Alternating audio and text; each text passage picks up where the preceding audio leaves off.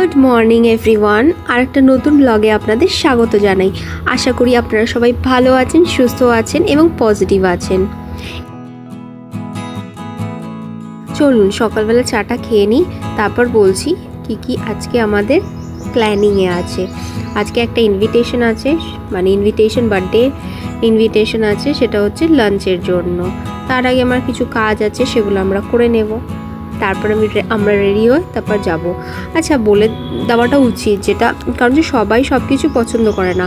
আমি ব্লগিং করি, তার মানে যেখানে আমি যাচ্ছি তারাও হয়তো পছন্দ করবে, তার কিন্তু কোনো মানে নেই। তো আমি যতটা পারবো ততটাই ভিডিও আপনাদের সাথে শেয়ার করব।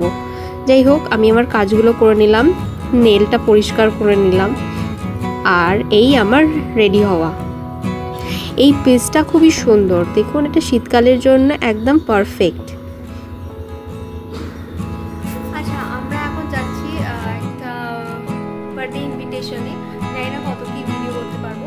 তো আমরা ড্রেস হচ্ছে, কারণ যে সবার একটা প্রাইভেসির ব্যাপার আছে, সবাইকে তো সব সময় ভিডিওতে আনা যায় না, যদি পসিবল হয় তখন তুলবো। This is my look for today.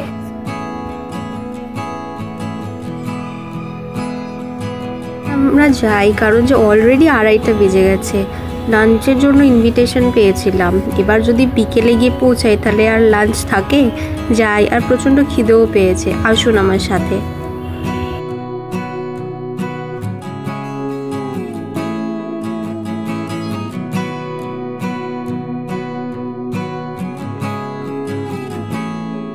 চলুন, পৌঁছে গেলাম। এবার গিফটটা দিয়ে তারপর লাঞ্চ করতে বসবো।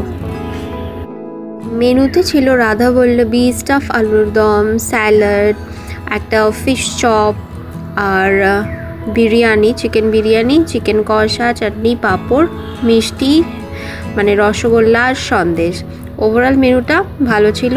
রাধাবল্লভী আর স্টাফ আলুর দম দারুণ ছিল। যাই হোক, আজকে দিনটা খুব ভালোভাবে কাটলো। কাজ করলাম, খেলাম, ঘুরলাম, কথা বললাম। সো ওভারঅল দারুণ একটা দিন। See you soon, stay positive.